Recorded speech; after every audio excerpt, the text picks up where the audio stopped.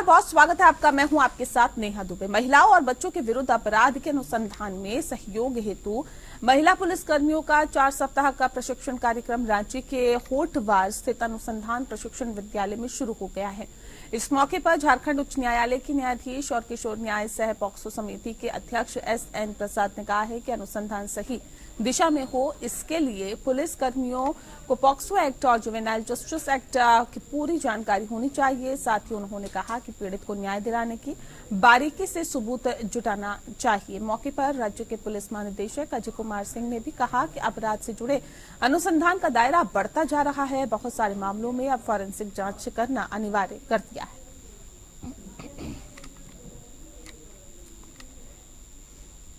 हरगौड़ा मैदान में आजसू पार्टी का मिलन समारोह कार्यक्रम में सुदेश महतो की उपस्थिति में कई सामाजिक नेताओं ने आजसू पार्टी का दामन थाम लिया है। मिलन समारोह कार्यक्रम के उपरांत आजसू सुप्रीमो सुदेश महतो ने कहा है कि जितने भी लोग शामिल हुए हैं सबों का हम स्वागत करते हैं।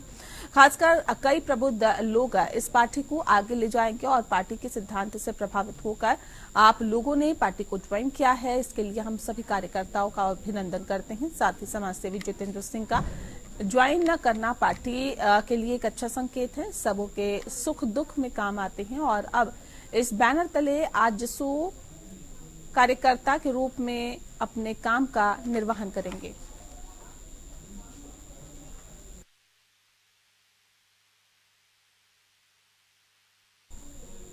चतरा के सुप्रसिद्ध महाभद्रकाली मंदिर प्रांगण में आयोजित होने वाले 3 दिवसीय राज्य के इटखोरी महोत्सव का आज से आगाज हो गया है।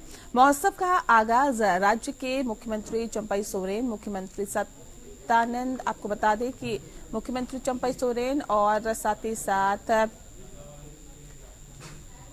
मंत्री सत्यानंद भोक्ता, सांसद सुनील कुमार सिंह और सिमरिया विधायक किशुन दास के अलावा अन्य जनप्रतिनिधियों की मौजूदगी में किया जाएगा। महोत्सव की तैयारी को अंतिम रूप देने के लिए जिला प्रशासन कोई कोर कसर नहीं छोड़ रहा है। वहीं महोत्सव के दौरान आमजनों की सुरक्षा में संबंधित कई इंतजाम किए गए हैं। महोत्सव कल यानी कि 19 फरवरी से लेकर 21 फरवरी तक चलेगा।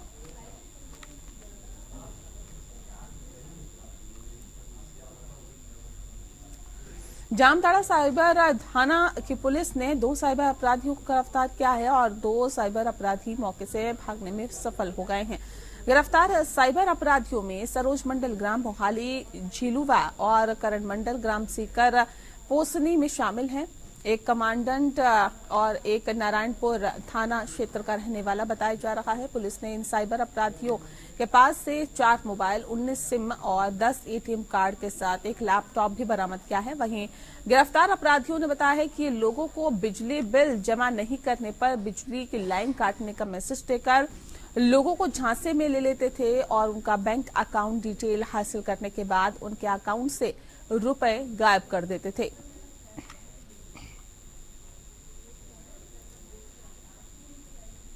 बोकारो जिले के सेक्टर 12 थाना पुलिस ने एक फर्जी अर्धसैनिक बल के जवान को पश्चिम बंगाल के वर्धमान से गिरफ्तार कर लिया। गिरफ्तार फर्जी जवान का नाम राजेश रंजन झा है, जो कि बांका जिले के बाउसी का रहने वाला है। गिरफ्तार फर्जी जवान अर्धसैनिक बल के अधिकारी का बॉडीगार्ड बताकर ट्रांसफर होने के बाद सामान को बेचने के नाम पर लोगों से रकम लेकर फरार हो जाने का काम किया करता था। गिरफ्तार फर्जी जवान राजेश रंजन 28 जनवरी 2024 को बारीक कोऑपरेटिव में सब्जी विक्रेता अरुण प्रसाद से अपने घर का सामान 20,000 में देने के नाम पर उस रकम लेने का काम किया करता था और मौके से फरार हो गया था। वहीं सिटी DSP आलोक रंजन ने बताया है कि गिरफ्तार फर्जी जवान अक्सर लोगों से ठगी करने का काम किया करता था और रकम लेकर फरार हो जाता था। साथ ही उन्होंने बताया कि इसके पास से पुलिस की वर्दी, CISF, CRPF की टोपी, जवान के द्वारा इस्तेमाल किए जाने वाला लाल रंग का बेल्ट, 1800 रुपए नगद और कीपैड मोबाइल भी बरामद हुआ है।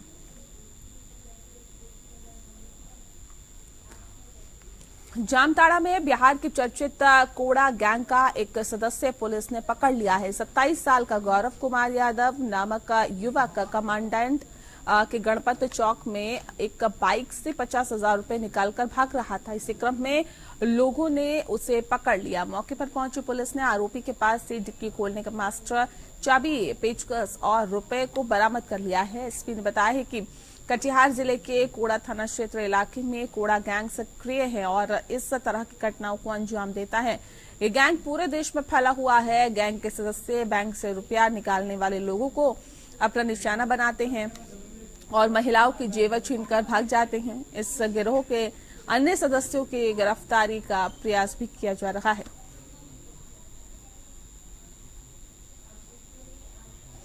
झारखंड कर्मचारी चयन आयोग की ओर से जूनियर इंजीनियरिंग की परीक्षा का रिजल्ट अब तक जारी नहीं हुआ है। इससे नाराज अभ्यर्थियों ने जेएसएससी की शव यात्रा निकाली और साथ ही बाल भी मुंडवाए हैं। अभ्यर्थियों ने कहा है कि 3 बार परीक्षा होने के बाद भी अब तक रिजल्ट जारी नहीं हो सका है और बीते 4 दिनों से हम लोग भूख हड़ताल पर हैं, पर हमारी सुध लेने वाला कोई नहीं है। इसीलिए हम लोग इस तरह के कदम उठाने को मजबूर हो चुके हैं। टीसीएस जैसे विश्व स्तरीय एजेंसी से परीक्षा ली गई है। कैलेंडर के हिसाब से रिजल्ट दिसंबर तक जारी कर देना चाहिए था, पर अब तक नहीं हुआ है। इसलिए मजबूर होकर लोग जेएसएससी की शव यात्रा निकाल रहे हैं।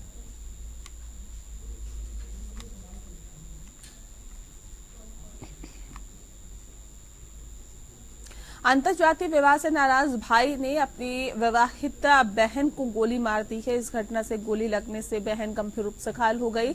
यह घटना कैमूर जिले के कुदरा थाना क्षेत्र की बताई जाती है। घटना के बाद घायल महिला को इलाज के लिए सामुदायिक स्वास्थ्य केंद्र कुदरा में इलाज के लिए भर्ती कराया गया है, जहां डॉक्टर्स द्वारा प्राथमिक इलाज के बाद महिला की हालत गंभीर देखते हुए बेहतर इलाज के लिए ट्रॉमा सेंटर वाराणसी रेफर कर दिया गया है, जिसके बाद परिजन महिला को इलाज के लिए वाराणसी ले गए। बता दें आपको कि अंतरजातीय विवाह से महिला का भाई अपनी बहन के परिजनों से नाराज चल रहा था। इसी दौरान भाई उसके घर में घुस गया और उसे गोली मारकर गंभीर रूप से घायल कर दिया। इस मामले में विवाहिता के पति ने अपने साले के ऊपर गोली मारने के मामले में प्राथमिकी दर्ज करने के लिए आवेदन दिया है। वहीं पुलिस इस घटना से संबंधित महिला के फर्द बयान ले चुकी है। महिला का फर्द बयान लेने के बाद पुलिस आगे की कार्रवाई में जुट गई है।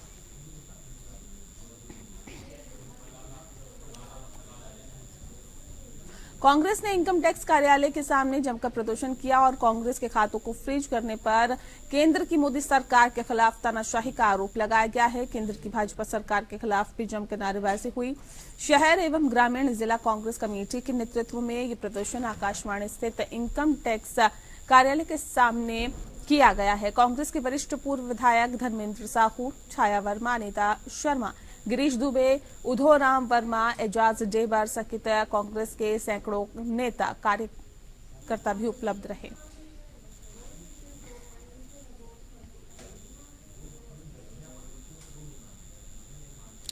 राजनांदगांव जिले के डोंगरगढ़ स्थित चंद्रगिरी तीर्थ पर्वत पर जैन मुनि संत शिरोमणि आचार्य 108 विद्यासागर महाराज ने अपना देह त्याग कर ब्रह्मलीन हो गए हैं और ऐसे में पिछले कुछ समय से वे अस्वस्थ चल रहे थे। वहीं संत परंपरा का पालन करते हुए उन्होंने देह त्याग दिया है। उनके देवासन की खबर सुनकर बड़ी संख्या में श्रद्धालु डोंगरगढ़ में एकत्रित हुए। आचार्य भगवान श्री विद्यासागर जी महाराज लगभग सुबह 2:30 से 2:40 के बीच उनका महाप्रयाण हुआ। वे एक भगवान के तुल्य आचार्य थे। मतलब उनकी पालनी इतनी कड़क थी कि देखते बनती। उन्होंने आखिरी समय में भी इतनी बड़ी बीमारी के बाद भी उन्होंने दवाइयों से और उससे इनकार कर दिया कि जो होना है वो तय है। बोले मैं कोई भी अपनी जो साधना है उसमें कमी नहीं करूँगा। आचार्यों का उम्र तो नहीं पूछा जाता, लेकिन फिर भी एक इनकी दीक्षा लगभग 9 वर्ष की आयु में हुई थी और आज इनकी उम्र लगभग 78 ईयर है। चंद्रगिरी तीर्थ में यहाँ पर कितने समय से यहाँ पर रहे और किस तरह की साधना? लगभग अभी छत्तीसगढ़ में इनका बहुत लंबा प्रवास रहा है। हर साल में करीब करीब एक बार इनका यहाँ प्रवास छत्तीसगढ़ में और चंद्रगिरी में होता था और ये बहुत बड़ी एक इनका कल्पना और एक सपना है चंद्रगिरी का, और उसी हिसाब से निर्माण चल भी रहा है और ये बहुत एक भव्य रूप आने वाले समय में लेगा। मनोज बैद, अध्यक्ष सकल जैन संघ राजनांदगांव। वहीं नर्मदापुरम निवासी युवक ने नर्मदा ब्रिज से छलांग लगा दी है। छलांग लगाने से पहले युवक ने व्हाट्सएप पर कुछ चैट का वीडियो बनाकर वायरल करने के बाद नर्मदा पुल से छलांग लगा दी है। वीडियो में कुछ लोगों के नाम लिए हैं जो उसे रुपए के लिए धमका रहे थे और युवक ने एक मैसेज अपने पिता को भी भेजा है जिसमें बहुत दूर जाने का जिक्र किया है। मामला रविवार रात का है। कोतवाली पुलिस और बुधनी पुलिस रात में ही उसकी तलाश कर रही है। स्पष्ट नहीं है कि उसने नर्मदा में छलांग लगाई या फिर नहीं।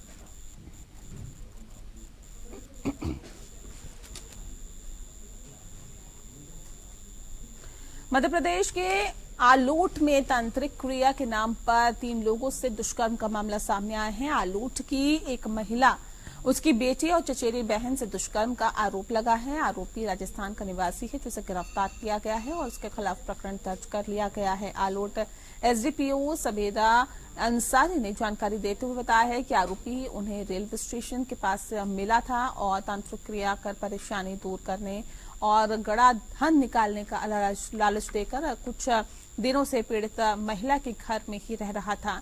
इसके बाद उसने तांत्रिक क्रिया के नाम पर दुष्कर्म भी किया।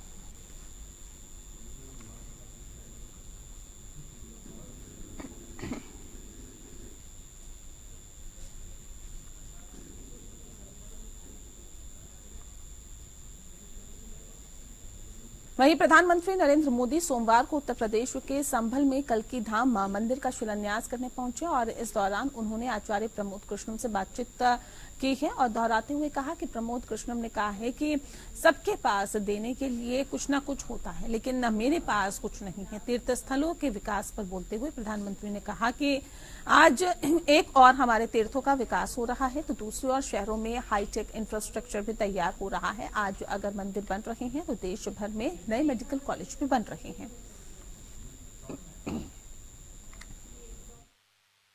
मुझे भव्य कल्की धाम के शिलान्यास का सौभाग्य मिला है। मुझे विश्वास है कि कल्की धाम भारतीय आस्था के एक और विराट केंद्र के रूप में उभरकर सामने आएगा। साथियों, आज छत्रपति शिवाजी महाराज की जन्म जयंती भी है।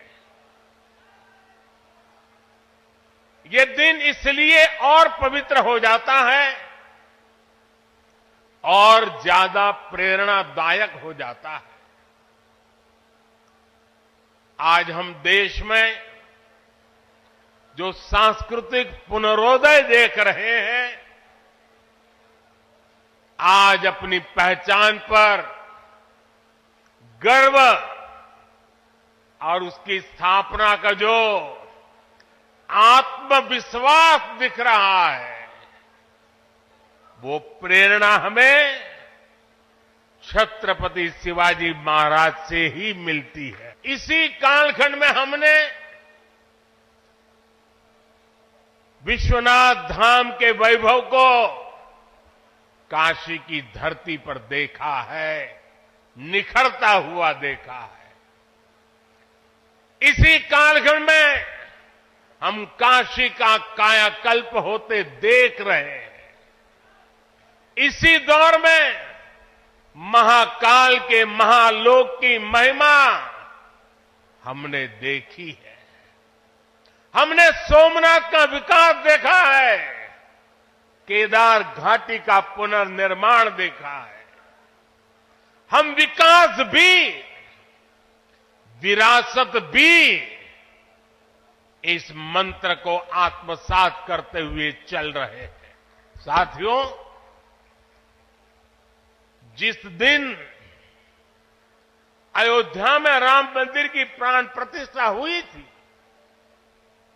तब मैंने एक और बात कही थी। 22 जनवरी से अब नए काल चक्र की शुरुआत हो चुकी है। प्रभु श्री राम ने जब शासन किया तो उसका प्रभाव हजारों वर्ष तक रहा। उसी तरह राम लला के विराजमान होने से अगले 1000 वर्षों तक भारत के लिए एक नई यात्रा का शुभारंभ हो रहा है। अगली खबर का रुख करते हैं। मुख्यमंत्री योगी आदित्यनाथ ने इंचोडा कंबा में आयोजित श्री कल्की धाम के शिलान्यास समारोह के जनसभा को संबोधित किया और इस दौरान सीएम योगी ने कहा कि भारत में जो पहले असंभव माना जाता था वो आज संभव हुआ है। प्रधानमंत्री नरेंद्र मोदी के नेतृत्व में राष्ट्र नई समृद्धियों को प्राप्त कर रहा है। ये आस्था का सम्मान है और आजीविका की गारंटी दोनों ही है। पहले की सरकारों ने न तो आस्था का सम्मान किया और न ही आजीविका दी है। भगवान विष्णु के 200वें अवतार की जो ये भावी भूमि होने जा रही है, संभल जनपद में आगमन हुआ है। इस अवसर पर आदरणीय प्रधानमंत्री जी का मैं उत्तर प्रदेश वासियों की ओर से हृदय से स्वागत करता हूं, अभिनंदन करता हूं। बहनों और भाइयों, हम सबको इस बारे में देखना होगा। पिछले 10 वर्षों में हमने एक भारत का दर्शन किया है,